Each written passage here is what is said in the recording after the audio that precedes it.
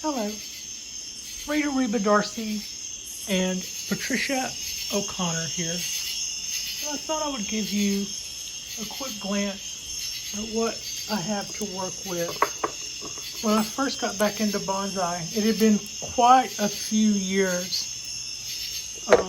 since I had been participating. So when it came to having the right tools to work with, I had it all to do again.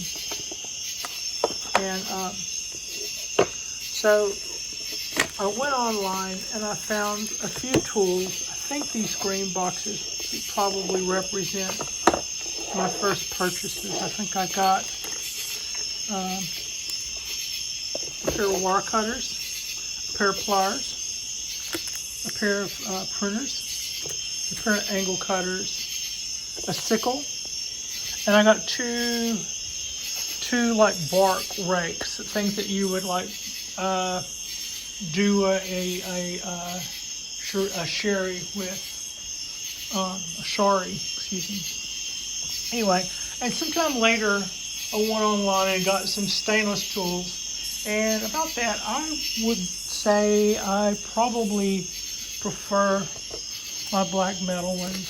They seem to be sharper, and they are made to a higher standard, I believe. Also, they require you to take care of them back. You need to keep them clean and stuff, whereas you see people leaving their stainless tools outside. I also have this small display table. This is some of the wire. I have another stash of wire on the kitchen table with my bonsai pots and a couple of hemp brushes, and this is my stash of raffia. This is the guard. This is the guard. I have one by the front door, and I have this guy here in front of the garden to watch over the trees. It's late Saturday afternoon. It's pretty cool out.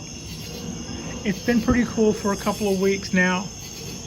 The wisterias have been showing their fall colors for about a month. The trident maple has already lost most of its leaves, and so we're starting to really see. Now here's the thing about the Bay Area is,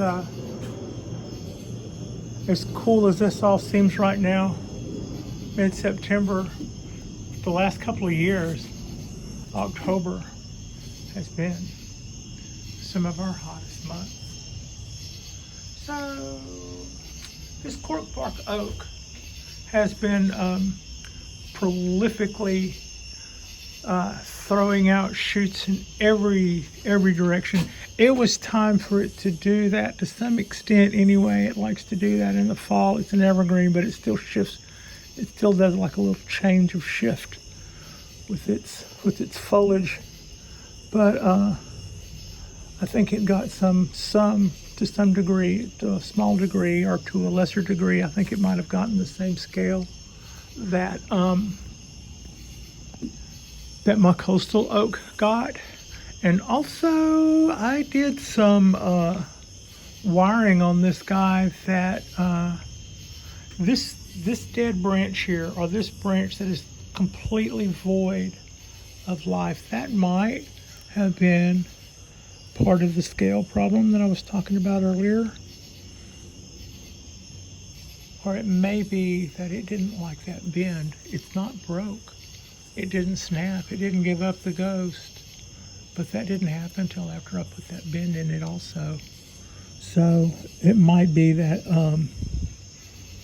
like I said, Pat always looks to blame herself, but it might be that I got too extreme with what I was doing with that. So in a little while, I'm going to bring this guy in, and we are going to take some of the limbs that we're going to keep, and maybe a few of them that are way out too long, we'll trim back a little bit. I mean, they've still got quite a bit of sunny days. We're here in the Bay Area, and they're going to have sunny days and continue to grow. And if I trim some of this back a little bit, it may go ahead and fork before we're done this year. I mean, that's a thought. Why not give it a shot? Anyway, where I have 2 coming out, or where I have 4, 5, 6 coming out, it's time to go ahead, I think, and start directing that energy down to 1 or 2 choices at the most, instead of what we're looking at now. And then some of those really, really long shoots. Some of those really, really long shoots. I should prune back some. Prune back to a desirable size. The oaks are real forgiving about that. Where you want them to fork is where you got them. Where there's a leaf there, that's the direction that the next branch is going to come out. So really simple. And since this thing is an evergreen, I don't have to be that concerned about when I prune it. I would be more concerned about the energy I'm taking away from it after I had dieback, but it didn't really have that much dieback. It just changed leaves and had a tiny bit, whereas that guy wasn't changing leaves. It just it got hit and hit hard.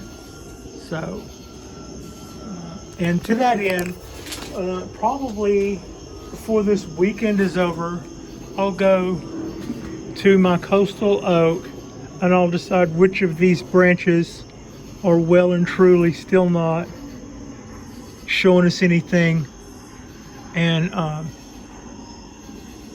make decisions on how far they need to get cut back, or if they need to get cut back. And we've still got all of this stuff here, all of this new stuff. It would probably be a good time to throw a little wire to that. And I don't know. Yeah, that's what I think. I think it would probably be a good time to throw a little wire to this. I'm so glad that I'm not taking 1/3 of the leaves off of the tree every time I go up to it. We treated the scale until we beat it. Yeah, we came across scale and we beat it like it owed us money. So yeah, that's about that. Speaking of unfortunate circumstances, I would like to do a really quick shout out to Jason at Eastern Leaf. I was really, Frida and I were really sorry to hear that that somebody had defiled your space and stolen some of your trees. I think it sounds like you have a really good attitude about it. Those trees had already taught some people, and those trees are on video, and they will continue to inspire people from now on. And the lessons that they would learn from watching those videos, they didn't take that either, and it doesn't sound like they took your beautiful spirit. I'm just I want to say I was really sorry when I heard it. It hurt my heart to hear that had happened to you. So yeah, anyway, I think that's about all I've got going on. It's a pretty low-key Saturday afternoon. All of our guys here are happy. On the other side of the country, I think there's a big national bonsai show still going on this weekend. I bet that's fabulous. And yeah. Anyway, that's got us. like and subscribe. And I appreciate you. Thanks for watching.